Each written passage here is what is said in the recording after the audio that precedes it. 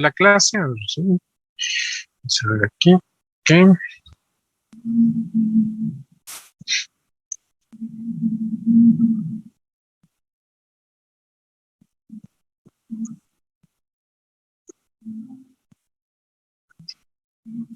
Bien, entonces, ¿están viendo aquí la presentación? Sí, ¿verdad? Sí, profesor. Ok, entonces nos habíamos quedado en, bueno, ya habíamos visto cómo obtener tanto el módulo de elasticidad en L como el módulo, como la relación de Poisson LT. Ustedes iban a intentar sacar el módulo de elasticidad en T y, bueno, la relación de Poisson en T. ¿Sí estamos de acuerdo? Sí, profe. Bien, entonces, bueno, para obtener las propiedades en dirección transversal, vamos a regresar a su ecuación constitutiva. Ahí está. Entonces, en esta ecuación constitutiva, ahora vamos a hacer que en la probeta, es decir, en nuestra celda unitaria, solamente haya o puede existir sigma t. Sigma L y tau LT pues van a ser 0.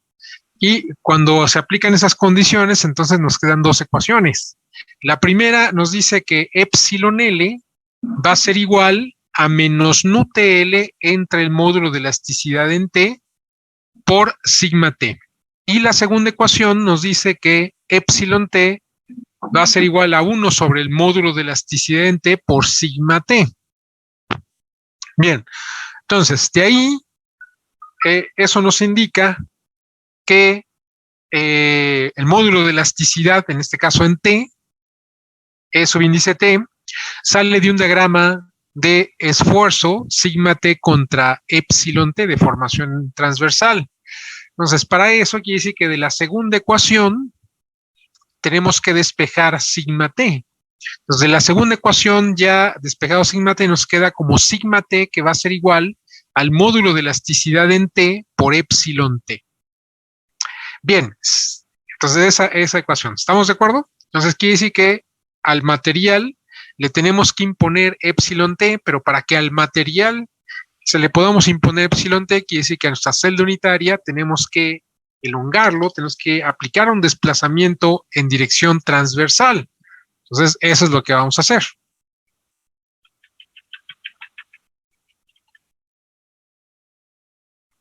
Entonces, aquí tenemos obviamente nuestro elemento representativo de volumen, tenemos nuestra celda unitaria y lo que vamos a hacer, creo que ya lo habíamos hecho, es simplificar esta celda unitaria y vamos a condensar, digamos, todo el material que representa la fase fibra en un segmento de la celda, como está aquí, y en otro, todo lo que representa la fase matriz.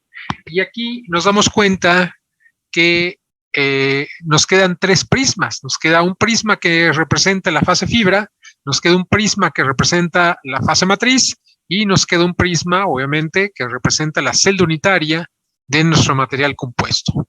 Entonces, estos dos elementos, el que representa la fase fibra y el que representa la fase matriz, equivalente o su comportamiento mecánico es equivalente a como si tuviéramos dos resortes que estuvieran actuando en serie, así como está este diagrama. Es decir, este resorte que representa el elemento elástico que representa la fase fibra y este resorte que es otro elemento elástico que representa la fase matriz. Si nosotros a la celda unitaria le imponemos un desplazamiento en dirección transversal, ese desplazamiento en dirección transversal va a ser la suma de los desplazamientos que se van a producir en el cuerpo que representa la fase fibra y en el cuerpo que representa la fase matriz, tal como está aquí esquematizado. Bien, aquí está. Entonces, podemos decir también que, bueno, obviamente, si nosotros imponemos este desplazamiento en dirección transversal, este delta t, está aquí, delta en dirección transversal, pues como resultado de imponer ese delta, pues se va a aparecer aquí en dirección transversal una fuerza en la celda unitaria. Pero nos damos cuenta que estos dos elementos elásticos, el que representa la fase fibra y el que representa la fase matriz, pues están actuando en serie. Por lo tanto, la fuerza que se está desarrollando en toda la célula unitaria es la misma que está pasando a través del cuerpo que representa la fase fibra y también es igual a la fuerza que está pasando por el cuerpo o por el prisma que representa la fase matriz, de tal manera que podemos establecer esta otra igualdad, esa triple igualdad que está aquí. Entonces, estas dos ecuaciones que están aquí claramente nos indican justamente que se trata de un sistema de resortes en serie. Y la rigidez de un sistema de resortes en serie, pues va a corresponder a que la rigidez de ese sistema va a ser igual a la inversa de la suma de las inversas, o sea, lo que está aquí. Bien, entonces la rigidez de un elemento sometido a carga axial, en este caso, que es una carga axial que va en dirección transversal, pues va a ser el módulo de elasticidad, nada más que ahora el módulo de elasticidad transversal por el área de la sección transversal, que ahora va a ser, en este caso, todas las fases y la célula unitaria comparten esta misma área, que va a ser S por LC. LC, recuerden ustedes que es la longitud de la célula unitaria en dirección de L, valga la redundancia. Entonces, esto es la rigidez, esto es lo inverso de la rigidez de la célula unitaria. Esto que está aquí es la rigidez del cuerpo del prisma que representa la fase fibra. Y esto que está aquí es el inverso de la rigidez que representa la fase matriz. Bien, como aquí las áreas de la sección transversal, las áreas perpendiculares a T, son iguales tanto en la célula unitaria como en el prisma que representa la fase fibra, como en el prisma que representa la fase matriz. Las fuerzas son iguales, por lo tanto, entonces nos queda esta ecuación que está aquí. Despejando lo que necesitamos, que es el módulo de elasticidad transversal, pues nos queda esto que está aquí. Ahora, si aquí esta B la multiplicamos por el área, aquí, el área que es la misma, el área de la sección transversal, o sea, el área que es perpendicular a la dirección transversal, arriba y abajo, pues nos queda el volumen. ¿Ya? Por lo tanto, aquí nos queda la relación entre el volumen de refuerzo y el volumen de compuesto, y aquí va a ser la relación entre el volumen de matriz y el volumen de compuesto. Por lo tanto, todo este cociente que está aquí representa la fracción volumétrica de refuerzo y todo este cociente que está aquí representa la fracción volumétrica de matriz. O sea, esta ecuación se puede reescribir de esta manera y entonces identificamos que el módulo de elasticidad transversal va a ser igual a la inversa de la suma ponderal de las inversas de los módulos de elasticidad de los constituyentes. ¿Sí? Entonces, ¿dudas? Por el momento no, profesor. No, profe. Ok, ahora vamos a regresar a nuestras ecuaciones constitutivas para el caso que estábamos analizando, en donde solamente tenemos sigma t. Ahí está. Creo que ya me pasé. Aquí está. Bien, entonces ya vimos que de la segunda ecuación nos queda que sigma t, que va a ser igual al módulo de elasticidad en t por epsilon t. Ahora, si esa ecuación la sustituimos en la primera, que nos dice que epsilon L va a ser igual a menos nu TL entre el módulo de elasticidad en T por sigma T. Entonces, nos va a quedar una ecuación que nos dice que epsilon L va a ser igual a menos nu TL por la deformación en T.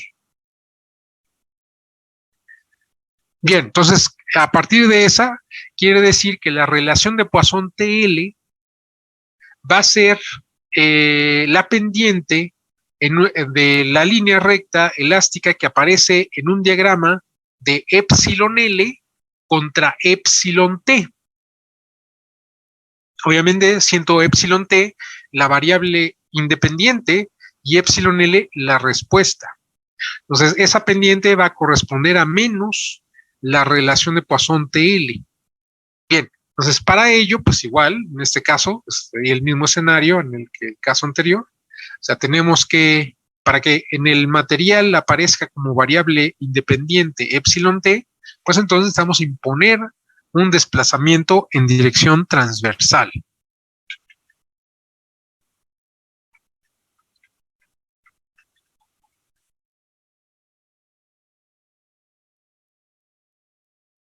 Bien, entonces, ahí está.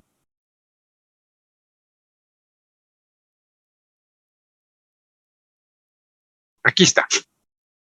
Entonces aquí tenemos, bueno, aquí, así, aquí está.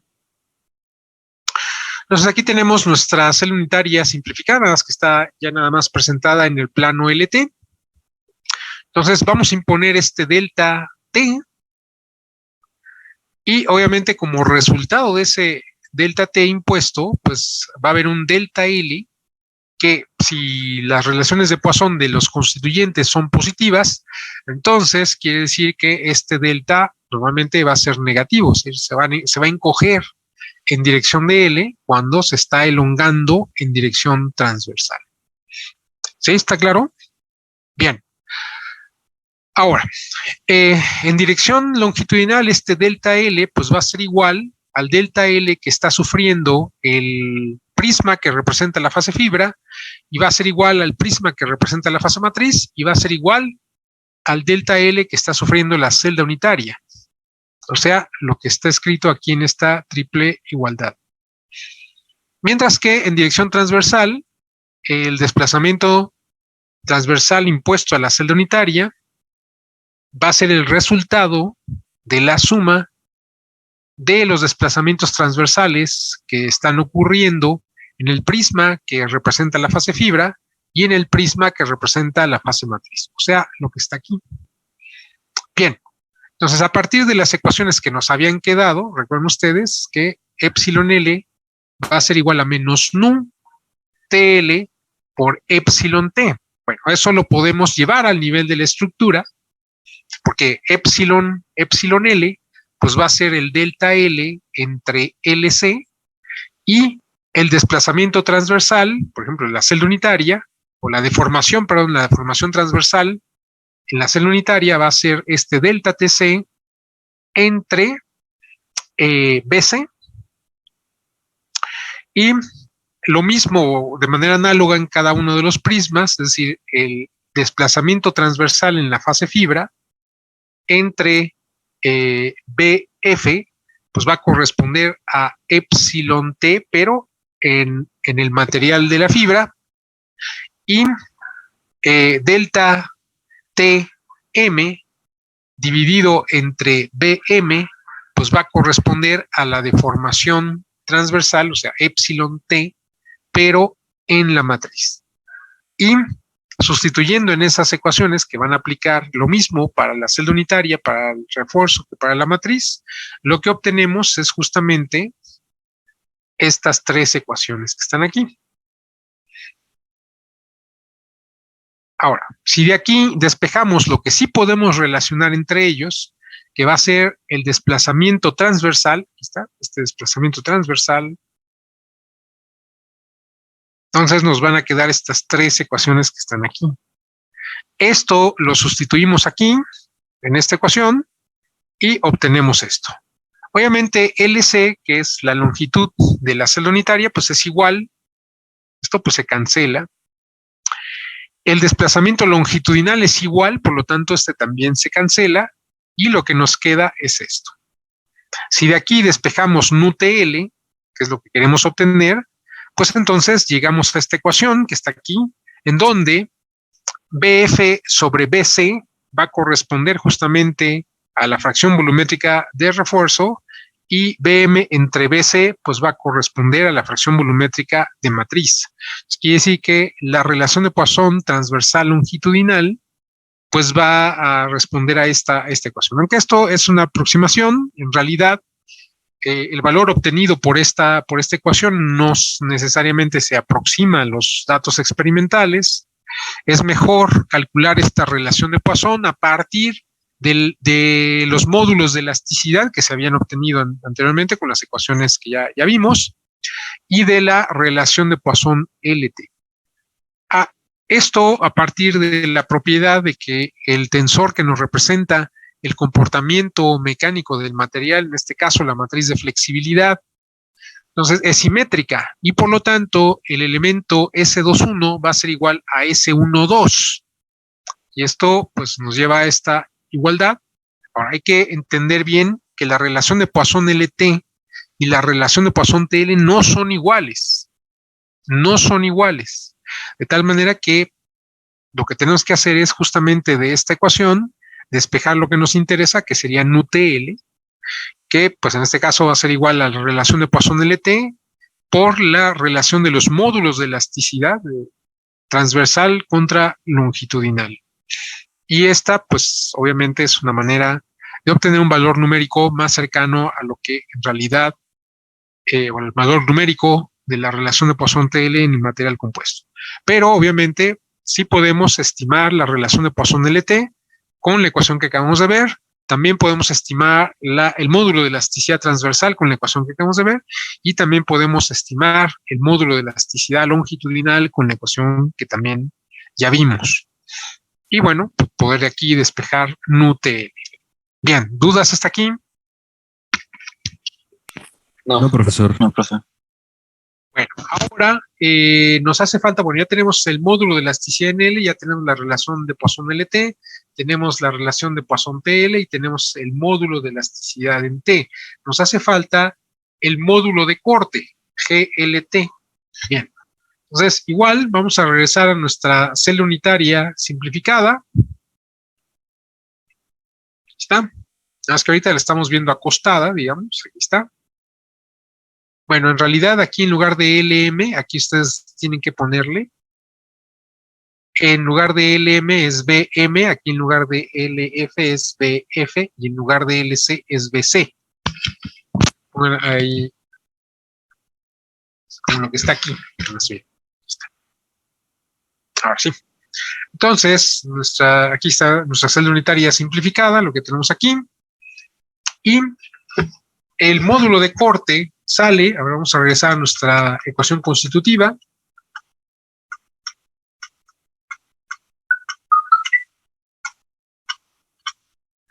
Aquí está. Bien, en esta ecuación ahora, bueno, más bien, en el siguiente escenario lo que vamos a hacer es que vamos a asegurar que en nuestra probeta, es decir, nuestra celda unitaria, solamente puede haber un tau L. Y siendo así, entonces podemos escribir una ecuación que nos va a decir que tau LT, bueno, gamma LT va a ser igual a 1 sobre GLT por tau LT. Pero como el módulo de corte GLT va a ser la pendiente de la línea elástica en el diagrama tau LT contra gamma LT, entonces lo que tenemos que hacer es despejar tau LT de esa ecuación y lo que nos queda es que tau LT va a ser igual a GLT por gamma LT. Bien, eso significa que en el material del que está hecha nuestra celda unitaria tenemos que imponerle una gamma LT y para que eso ocurra, en nuestra celda unitaria tenemos que imponer un desplazamiento tal que en el material nos produzca una deformación gamma LT. Entonces, para eso, vamos a regresar a nuestra figurita. Aquí está. Entonces, vamos a imponer un desplazamiento, este que está aquí. Esta flechita que está aquí es un desplazamiento. En este caso va a ser en dirección de L. Y al producir este desplazamiento se va a generar una fuerza. Si relacionamos esta fuerza con la superficie con la que está actuando, pues entonces vamos a obtener el esfuerzo cortante que hay en el material. Ahora, esta fuerza que está aquí está actuando paralela a esta superficie que está acá arriba. Pero por equilibrio, quiere decir que esta misma fuerza está actuando aquí también en la interfase entre el prisma que representa la fase fibra y el prisma que representa la fase matriz. ¿Sí? Ahora, resultado de eso, pues se va a generar este desplazamiento que, si ven esta línea punteada, discontinua más bien, punteada, esta línea discontinua, pero en donde los pedazos de línea son más grandes, porque aquí hay otras dos líneas discontinuas, la que representa la recta, que está aquí. Esto representaría la deformación angular que se estaría produciendo en el material del que está hecha la celda unitaria como material compuesto. Bien, y el ángulo, este ángulo que está aquí, que se llama gamma LT, pues sería la relación entre el desplazamiento que estamos imponiendo y, en este caso, esta longitud que es BC. Bien, ahora, si nos fijamos, aquí esto es equivalente, o es decir, para nuestro, ya a nivel de nuestra celda unitaria, que está compuesta de dos prismas, para la misma carga aplicada, esta cara, la inclinación, el desplazamiento angular de esta cara sería diferente tanto en la fase fibra como en la fase matriz. Obviamente, la fase matriz, siendo la fase menos rígida, pues tendría una deformación mayor que en la fase fibra, que es quien está aportando una mayor resistencia y rigidez. Entonces, en realidad, esta cara de la celda unitaria cinemáticamente tendría esta forma. ¿Sí? En donde este desplazamiento va a corresponder a la suma de dos desplazamientos. A este desplazamiento, que es el desplazamiento producido en el prisma que representa la fase fibra, más este desplazamiento, que es el desplazamiento producido en el prisma que representa la fase matriz. La suma de ambos va a ser el desplazamiento de la celda unitaria, lo que está aquí. Y la fuerza cortante que está actuando aquí también está actuando aquí y también está actuando aquí. Es decir, la fuerza cortante que está actuando en la celda unitaria va a ser igual a la carga cortante, la fuerza cortante que está pasando por el prisma que representa la fase matriz, y también va a ser la misma que está pasando a través del prisma que representa la fase fibra, lo que estaría aquí. Por lo tanto, estamos en presencia de un sistema de resortes en serie. Nada más que nuestro modelo mecánico equivalente es como si tuviéramos dos barras, un mecanismo de dos barras rígidas, que están aquí. Obviamente son tres eslabones, sería este 1, este 2 y este 3, o al revés, la parte fija sería 1, este eslabón intermedio sería 2 y este eslabón sería 3. Y entre el eslabón 3 y el eslabón 2, pues hay un resorte de torsión, y entre el eslabón 2 y el eslabón 1 que está fijo, pues habría otro resorte de torsión, ¿sí? Tal manera que cuando impongamos este delta C, pues este mecanismo va a adquirir esta configuración. Entonces vemos que este mecanismo también es equivalente porque se cumplirían estas dos ecuaciones. Entonces es un mecanismo o es un resorte, un sistema de resortes en serie, nada más que son resortes de torsión. Y entonces cada uno de ellos, la relación entre el desplazamiento y la fuerza que está produciendo, pues estaría dada por esta ecuación que está aquí, en donde AG entre L sería la rigidez de la estructura correspondiente, es decir, A de toda la celda unitaria, que es la misma que todas las demás fases, por G, LT, en este caso más bien sería B, aquí en lugar de L es B, aquí, esto es B, aquí es BC, aquí es BF, aquí es BM. Entonces, aquí correspondería a este sistema de resortes en serie, por lo tanto, la inversa de la rigidez del sistema pues va a ser la suma de las inversas de las rigideces de los resortes constituyentes. Entonces, en este caso, aquí tendríamos BC entre GLT por AC, sería la inversa de la rigidez de la celda unitaria, que tendría que ser igual a la inversa de la rigidez del prisma que representa la fase fibra, más la inversa de la rigidez del prisma que representa la fase matriz. Como estas fuerzas son iguales, pues esas se cancelan, se van. Las áreas son iguales, o sea, en las áreas son paralelas a la superficie en la que está actuando la carga, o sea, son iguales tanto en la celda unitaria como en el prisma que representa la fase fibra, como en el prisma que representa la fase matriz. Por lo tanto, también se van y lo que queda, pues nada más sería la relación, en este caso sería la relación de BF entre BC, que eso correspondería a la fracción volumétrica de refuerzo, y aquí sería la relación entre BM y BC, lo que correspondería a la fracción volumétrica de matriz. Y por lo tanto, pues nos quedaría esta expresión tal cual queda aquí. ¿Se entiende? ¿Dudas? No por el momento, profesor. No, profesor. Todo bien. ¿No?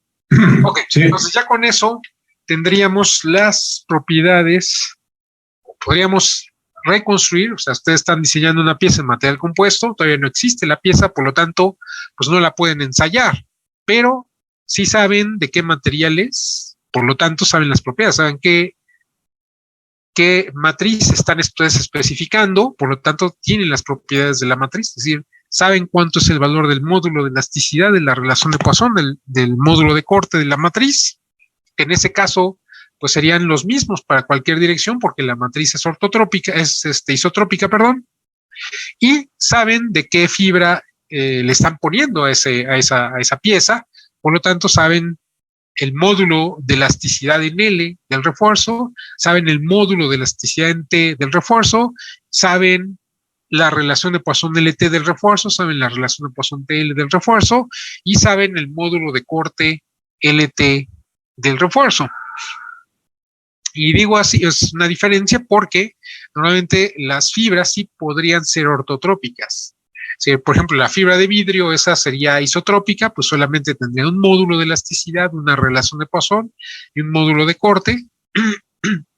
Pero en el caso de la fibra de carbono, no, la fibra de carbono es ortotrópica, es decir, no son iguales las propiedades que hay en dirección de las fibras que en dirección transversal. Por lo tanto, ahí, en ese caso, habría un módulo de elasticidad longitudinal de la fibra de carbono, un módulo de elasticidad T de la fibra de carbono, una relación de Poisson LT de la fibra de carbono, una relación de Poisson TL LT de la fibra de carbono, una relación de Poisson TL de la fibra de carbono y un módulo de corte GLT de la fibra de carbono. Y con eso, pues ya podrían alimentar estas ecuaciones de micromecánica que acabamos de ver para estimar, bueno, claro, obviamente, como ustedes están diseñando la pieza, pues entonces ustedes saben qué proceso de fabricación están especificando y por lo tanto saben aproximadamente cuáles son las fracciones volumétricas de refuerzo y de matriz que estarían obteniendo por ese proceso y por lo tanto podrían estimar el valor numérico de las propiedades que va a tener finalmente su material compuesto en el sistema de ejes principales del material. ¿Dudas hasta aquí? No, profesor, ninguna. Ok, entonces ahora vamos a ver otros efectos que se producen o que a los cuales puede ser sensible el material compuesto. Y esos son la temperatura y la humedad relativa. Aquí está. Pues aquí, del lado izquierdo, tenemos un material isotrópico. Por ejemplo, una lámina de algún metal o incluso el mismo polímero. Suponer que ustedes tienen un material compuesto carbono epóxico. La fibra de carbono, pues, está alineada, pues, en las fibras, ¿no? Pero el propio polímero, el epóxico, pues, si lo tuvieran aislado sin estar trabajando conjuntamente con el refuerzo, sería un material isotrópico.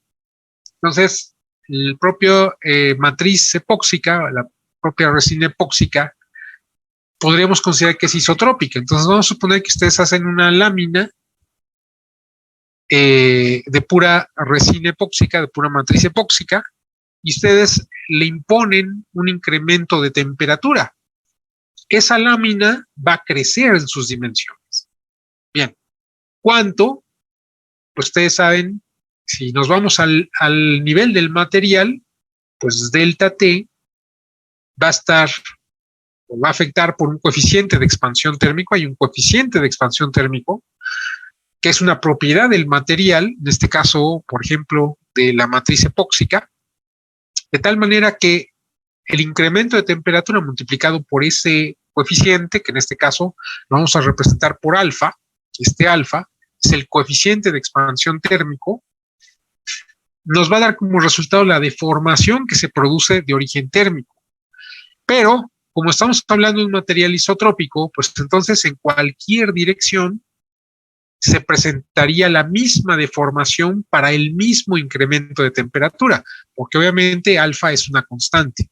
Y como es un material isotrópico, pues entonces tendríamos la misma alfa en todas direcciones. Bien, pero ¿qué pasa ahora si hacemos la unión entre la matriz epóxica, que es isotrópica, y un refuerzo en fibras largas, unidireccionales, como por ejemplo fibra de carbono o fibra de vidrio, por ejemplo? Entonces el resultado va a ser un material compuesto que ya no es isotrópico, que es ortotrópico. ¿Sí? Entonces, quiere decir que aquí vamos a tener propiedades diferenciadas. No va a ser lo mismo el comportamiento de este material compuesto cuando le impongamos un delta T en dirección de L que en dirección de T. Por lo tanto, aquí, siendo L y T las direcciones principales del material compuesto, pues va a haber un coeficiente de expansión térmico en dirección de L y va a haber un coeficiente de expansión térmico en dirección de T, lo que está aquí, en el siguiente figurita, o sea, aquí. De tal manera que la deformación en L que se está produciendo en el material, pues va a ser delta T por alfa L. La deformación en dirección transversal, pues va a ser el delta T por alfa T. ¿Sí? Entonces, esto ya es para un material ortotrópico, por ejemplo, un material compuesto como el que estamos viendo nosotros. Ahora, estas ecuaciones las podemos trabajar, vamos a trabajar de manera tensorial, así como está aquí abajo. Pues aquí tenemos el tensor de deformaciones, claro, ya simplificado para la condición de esfuerzo plano, y este superíndice que está aquí, no es un exponente, es un superíndice, nos indica que son las deformaciones debidas a la temperatura. Y esto va a ser igual al delta T es un escalar, o sea, ese no es una cantidad tensorial, es un escalar, y este escalar está multiplicando a otro tensor que agrupa los coeficientes de expansión térmicos. En este caso, el primer elemento pues va a ser alfa L, que es el coeficiente de expansión térmico en dirección de L. Alfa T va a ser el coeficiente de expansión térmico en dirección de T. Y como estamos en los ejes principales, si nosotros imponemos aquí en la figurita, vean ustedes, un delta T a toda esta figura, todo lo que está del lado izquierdo de L se va a comportar de la misma manera que todo lo que está del lado derecho de L. Por lo tanto, pues la expansión va a ser la misma a la izquierda y a la derecha de L, tanto en L como en T, o sea, es decir, va a ser lo mismo, es decir, la misma magnitud, aunque hay una diferencia entre epsilon L y epsilon T, pero lo que está a la izquierda de L y a la derecha de L, pues va a sufrir la misma deformación, tanto en L como en T. Por lo tanto, entonces no se va a distorsionar. Y por lo tanto, si no se distorsiona, pues quiere decir que no se va a presentar una deformación angular gamma LT por efecto de delta T. Claro, aclarando.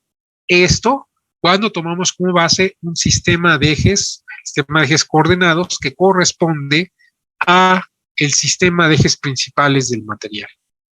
Entonces podemos establecer esta ecuación que nos dice el comportamiento térmico de este material ortotrópico, pues un material compuesto, y su expresión contractada, pues está aquí.